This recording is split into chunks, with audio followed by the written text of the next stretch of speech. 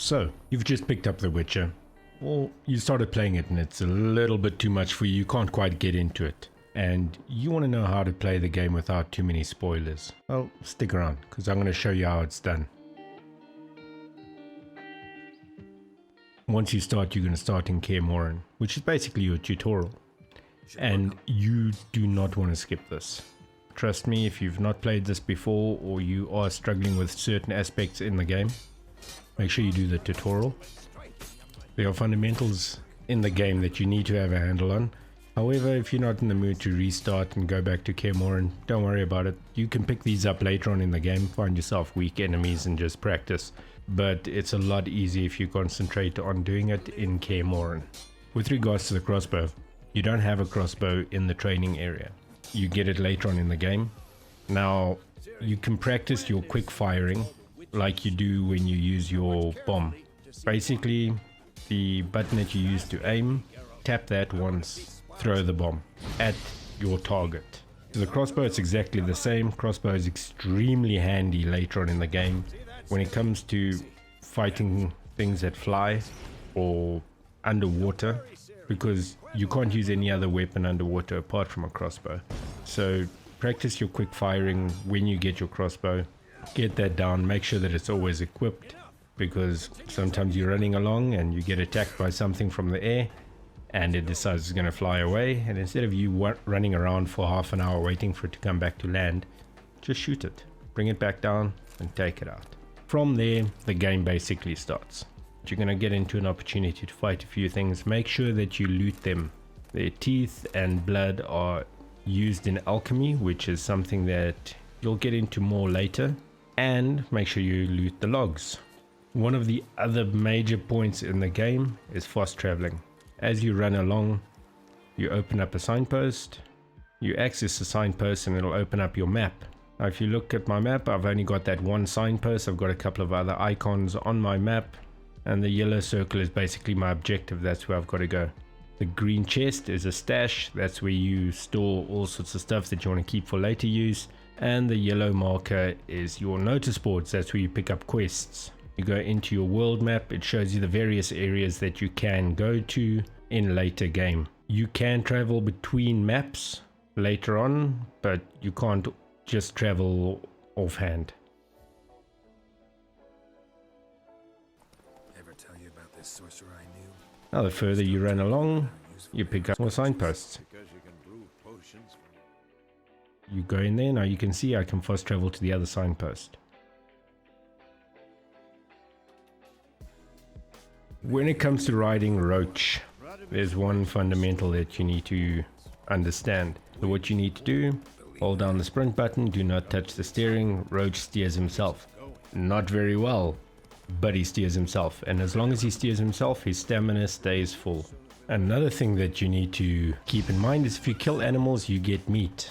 You get other things as well, but you mainly get meat. So if you get into a town, you see geese, you see cattle, make sure you kill them. Pigs as well. Free food is always good. You take your food, you just move it onto your utility belt. As you can see, I've got bread there now. I'm going to replace it with the meat. Meat is one of the easiest things to get in the game. And if you take damage, you eat and it does heal you. Now, beginning of the game, the meat itself is not fantastic when it comes to the healing part. Reason being, you only get 50 health from the meat. Later on, there's a character perk that you can unlock, which I'll talk about towards the end of the video, which basically helps one piece of food heal you for 20 minutes. Also, with regards to The Witcher, your yellow options in your selection of dialogue are the ones that are important to the storyline. If you just want to fill yourself in on other information, go for the other colors, but mainly focus on the yellow and you'll be fine. When you get into a town, you've got innkeepers that you can go to. You've also got traders, blacksmiths, and armorers. The thing I've seen a lot of people do, which is a massive mistake, is selling food because they need the money. As you can see, you do not get nearly enough money from food to warrant selling it, because at the end of the day it's going to cost you a hell of a lot more to buy back. One tip that I want to give is if you are interested in learning how to play Gwent, make sure you buy all the Gwent cards you find. They aren't extremely expensive, so if you can, buy them. You will thank me later. Now with your stash, as you can see, anything that you want to store, just click on it, it switches it over to your stash. Each map that I showed you in the world map has got its own stash, so you can access that stash on any map. One thing to take into account, each thing has got a weight. As you can see, the cow hide has got a weight. Now if you want to reduce your weight because you've reached your max weight, you can either transfer it into your stash, that reduces the weight that you are carrying. You've got another two options. If you want to reduce weight, the one option is you can sell it. The other is that you could dismantle it. If you dismantle it, you get crafting items. Crafting items have got no weight. So you can have thousands of crafting items and you will not be carrying any weight. Now just to hop back into signs very quickly, one sign that you can absolutely spend a perk point on is your Axie sign. It does come in very handy when it comes to some dialogues. If there's no positive outcome from the dialogue and there's an Axie option, use that. You also get more experience points by using your Axie than what you do using one of the other options. Of course no. You've done nothing. You can access the notice board. The larger papers are your contracts. Choose them and you can start gaining some experience points by doing side quests. A lot of the NPCs give you the option to play Gwent. Trust me, take that option. In this how-to, I'm not going to be going through how to play Gwent, but if you do want a how-to on Gwent, let me know down in the comments. Could be fun to get some more people into Gwent. Now, with regards to unlocking signposts, you can go to some armorers, some merchants, and potentially some blacksmiths. Some of them sell maps. Those maps either lead you to better gear, or they give you a map that unlocks signposts. Blacksmiths will give you better prices on swords and weapons. Armorers will give you better prices on armor. Probably the best thing to sell to merchants. I can't think of anything. Yeah, don't sell shit to merchants. Blacksmiths in bigger towns or cities will give you better prices than blacksmiths out in the country. The same with armorers. So keep that in mind if you want to sell something and you've got the option to go to a bigger town or city. Rather do that than sell it to the very first blacksmith you find. As you can see by the demonstration here, you don't get the best prices unless you look around. Blacksmiths are also very good to be able to repair your items. They are also fantastic for dismantling items, like I spoke about earlier when it came to sparing weight. You can dismantle items at blacksmiths or at armorers. Armorers and blacksmiths both can repair armor and they can repair weapons. Now, when it comes to dismantling, as you can see, look at the weight there. It's 140 out of 160. 160 is the max weight that I can carry. So I'm going to start dismantling things and show you that the raw items got a weight, but the crafted item does not.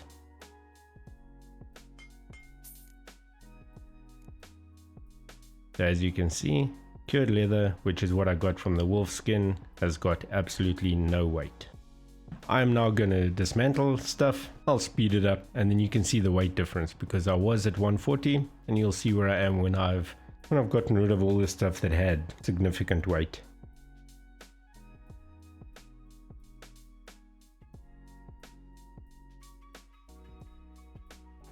And as you can see, my weight has significantly dropped. I haven't sold a single item and I've not put anything in the stash. Now I have a bunch of stuff to help me craft better armor. So keep that in mind. It's a very good option. And as you can see, the items that I crafted, I needed quite a bit of it for crafting this pair of boots. Now you'll notice there's one item that I do not have. I've got the equipment that I can craft it, but just to show you, you can see it's got a little money bag there with the number 2 next to it. That means I can buy 2 of that item from the armor, and now I can craft my boots. Another thing to take into account is you got places of power around the map.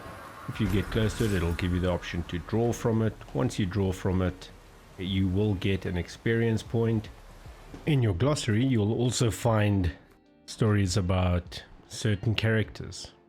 So if you get to a point where you don't know who the character is or why they're in the story, just go into your glossary under characters and it'll tell you all about it. Now, going into your bestiary, you are able to see details about the enemies you're going to fight. As you can see with bears, there are oils and signs that work against them. Against dogs it's the same. Now onto your signs. Use your experience point to boost your sign. You will notice that on the right hand side I've got an empty slot. Move an item in there. You go across to the DNA strand, which is your mutagens. Choose a color that is closest to your most prevalent upgrade perk. Move it into the empty slot and that will boost your signs. As you can see, I've got for a very sign heavy build, but it's up to you. Do what you enjoy. If you're more into combat, then focus on combat. If you're more into alchemy, focus on that. If you're more into signs, focus on that. You can even go mixed if you want to. Take note that the mutagen only boosts according to the color perk that you have equipped. I was speaking about the food perk. Gourmet is the one I'm talking about. Make sure you've got it equipped. Move it into a slot. The moment you've moved it into a slot, it will become active. When you get a chance, make sure you play some Gwent. On a side note, do not steal anything near guards. They will get angry and they will attack you. And 9 times out of 10, they're stronger than you. They will rob you and you're not going to have any money left. If you feel there's anything that I missed out, drop it in the comments. Also, if there's something you'd like me to cover, drop it in the comments. Thank you so much for watching. This has been Ragnar, and if you enjoyed this video, hit the like button. Maybe consider subscribing. While you're about it, why not hop across to my Twitch and follow me there as well. Link is in the description, and I will see you in the next video.